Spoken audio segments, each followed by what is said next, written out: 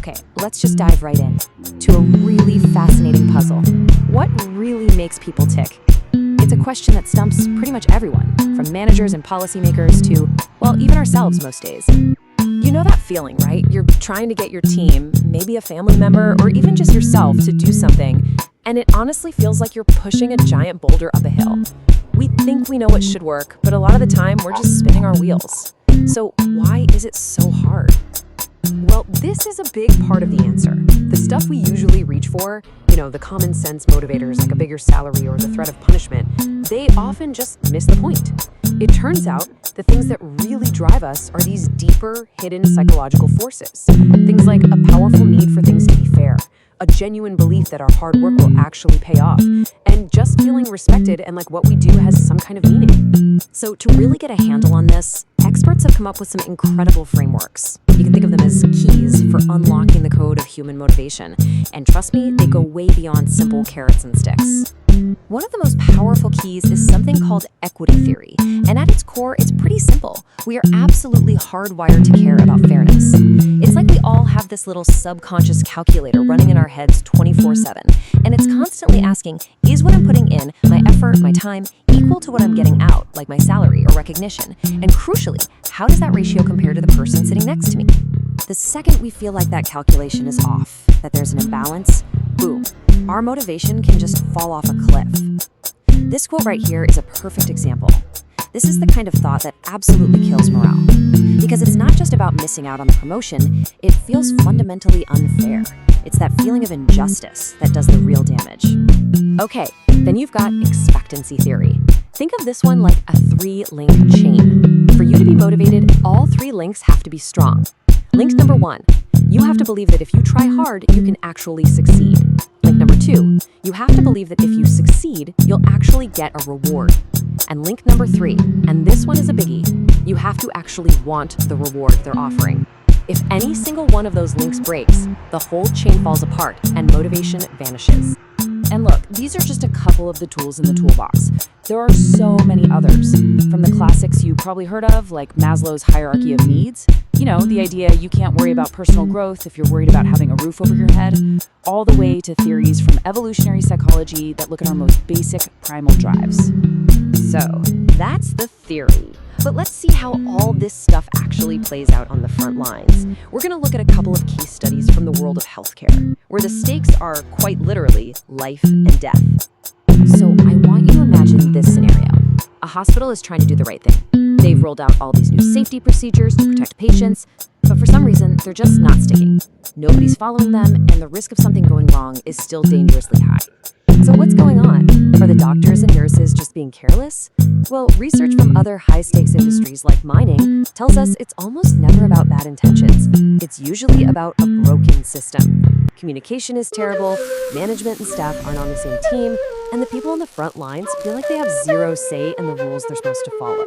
And the solution isn't more rules. It's a fundamental culture shift.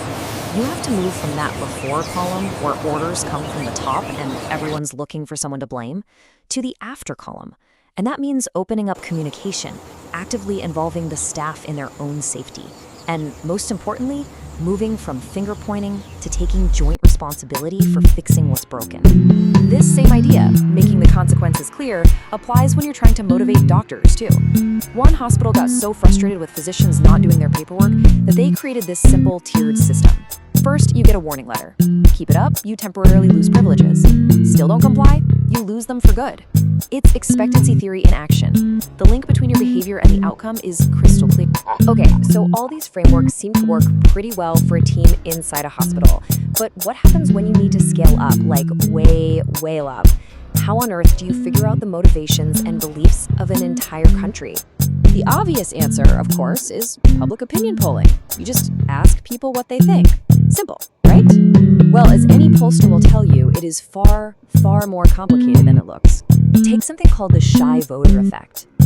Research has shown that when you ask about sensitive topics, like who someone is voting for, the very way you ask the question can completely change the answer you get. Someone might be much more willing to admit they support a controversial candidate in a totally anonymous online poll than when they're talking to a real live human being on the phone. And this leads to a massive, dizzying question for researchers. If different methods give you different different answers, which one is the truth? Which number actually reflects what people really think? So here's the crucial point. Survey researchers are basically navigating a measurement maze. They know that every tiny little detail, how a question is worded, whether the survey is on a phone or a computer, can have huge effects on the final results. Let's use a really complex issue, like abortion, as an example. If you just ask, should it be legal? Yes or no? Think about what you're doing. You're forcing millions of people who have very nuanced, conflicted, and deeply personal views on the topic into one of two little boxes. It's a blunt instrument, and you lose all the detail. But watch what happens when you just offer more response options. Instead of yes or no, you give people a scale like this. Suddenly, all of their true, nuanced opinions can come to the surface. A much more complex, and you've got to argue, more accurate picture starts to emerge. You can finally see all the shades of gray. And this is not just an academic exercise.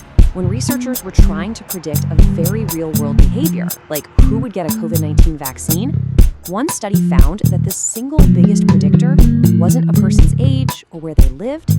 It was something psychological, their level of trust in the vaccine's safety. How you measure that trust is everything. And the list of these complications just goes on and on. Does it matter if you use a web, mail, or phone survey? Yep. Does the personality of the person answering the questions matter? You bet. Even how mentally tiring a question is can change how people answer and reduce the quality of the data you get. It is a minefield. So if there's one big thing you should take away from all of this, it's that really understanding human behavior requires two things. First, you need a solid grasp of the theory, the psychological why behind what we do. And second, you need a deep, and I mean humble, respect for just how difficult it is to actually measure it all. The how we figure out what people are thinking. Which leaves us with a final, pretty provocative thought to chew on.